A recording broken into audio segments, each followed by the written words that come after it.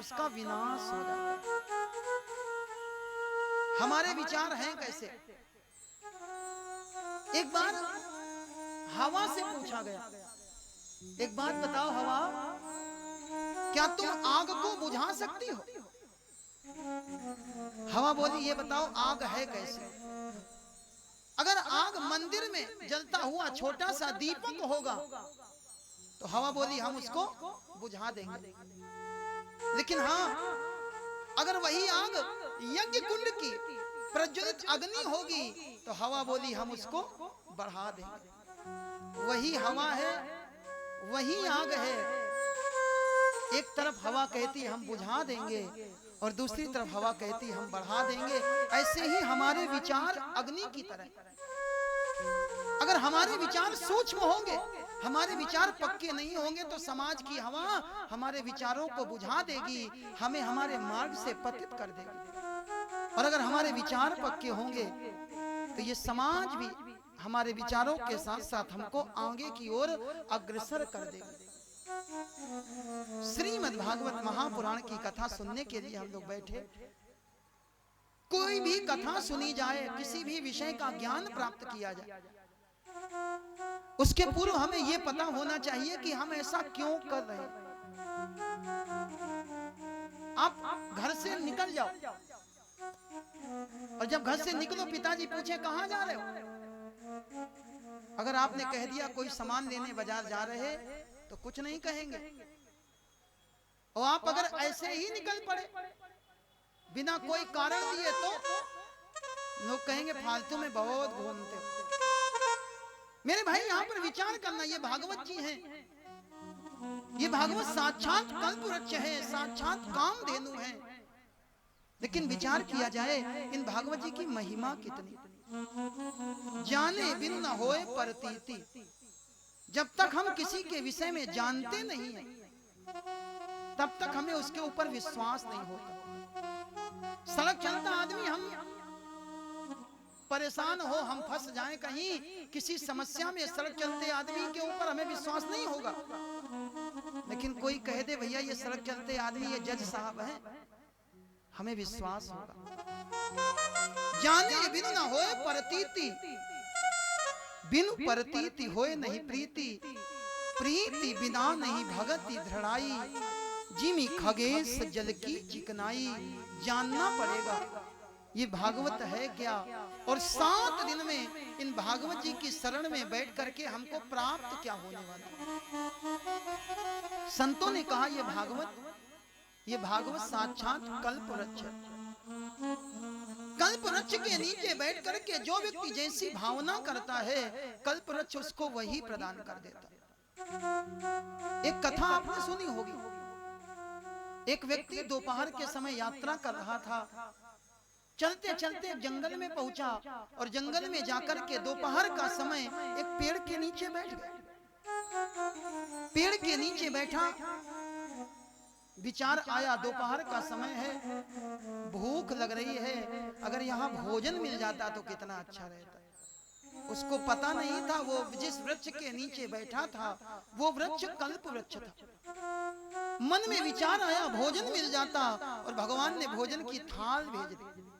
भोजन किया, भोजन करने के बाद बैठा, मन में विचार आया अगर यहाँ पर एक सैया बिछी होती तो कितना अच्छा रहता।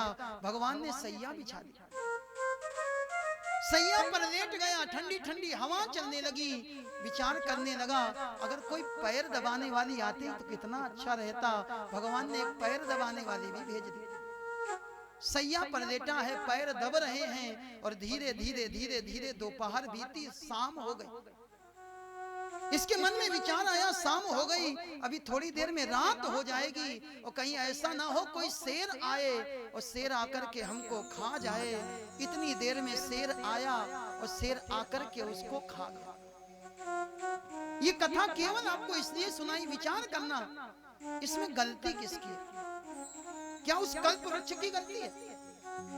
गलती केवल और केवल हमारे विचारों की है। यही भागवत जी की शरण में बैठ करके अगर हमारे विचार अच्छे होंगे तो हमें बहुत कुछ प्राप्त होने वाला है, और अगर हमारे विचार शुद्ध नहीं होंगे तो माफ करना, फिर ये भागवत जी भी आपका कल्याण नहीं कर सकते।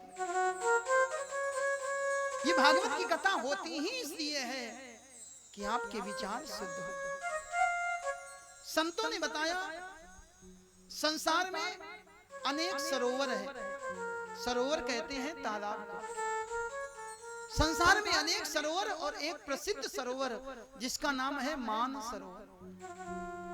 मान सरोवर की यात्रा बहुत दुर्गम है, हर व्यक्ति नहीं जा सकता। वो है मान सरोवर। और संत कहते बस एक मान सरोवर दूर है और एक मान सरोवर, ये हमारे आपके मन की बात श्रीमद् भागवत महापुराण, ये मानस सरोवर है। मान सरोवर में पानी भरा हुआ है और मानस सरोवर में सुखदेव जैसे, व्यास जैसे महात्मा की वाणी भरी हुई है। संसार के किसी भी सरोवर में जाना, बहुत विचार करके स्नान करना, अगर पैर फिसला तो डूब जाओगे। संसार के किसी भी सरोवर में जाओगे, अगर पैर फिसला तो डूब जाओगे। और एक भागवत रूपी सरोवर में आना तो मेरे भाई यहाँ डूब ही जाना, क्योंकि यहाँ जो डूबा है वही पार हुआ। और भगवान को पाने के लिए डूबना ही पड़ेगा। संसार में हर जगह शॉर्टकट चलता है, लेकिन भगवान के दरबार में कोई शॉर्टकट नहीं चलता। अगर आपको पाना है तो आपको करना ही पड़ेगा।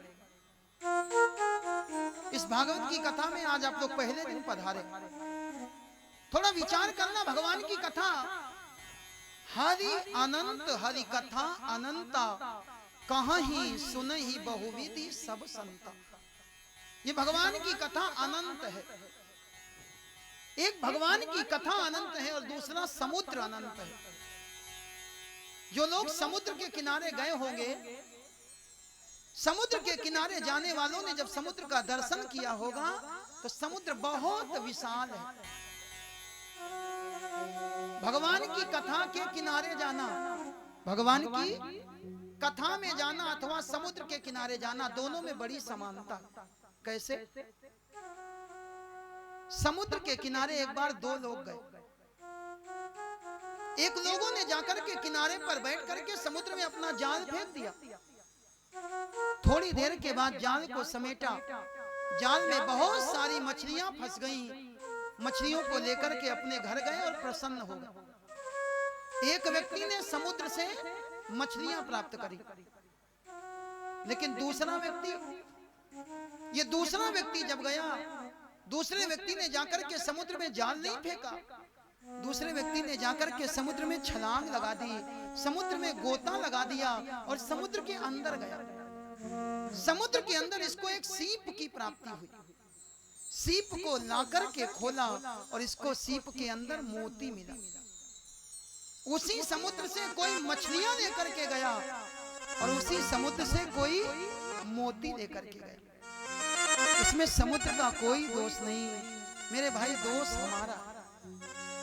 अगर हम उसी मछुआरे की तरह केवल तन से आकर के कथा में बैठ जाएंगे, अगर हमारे मन में ये भाव होगा, शुक्ला परिवार के द्वारा ये कथा आयोजित की गई, हमको भी कार्ड मिला है, जाना चाहिए, जो केवल शरीर से आकर के यहाँ बैठेंगे उनको मछलियां मिलेंगी। ये मछलियां क्या है? आपको धन मिल जाएगा, आपको पद मिल जाएगा, आपको प्रतिष्ठा मिल जाएगी, आपको वैभव मिल जाएगा।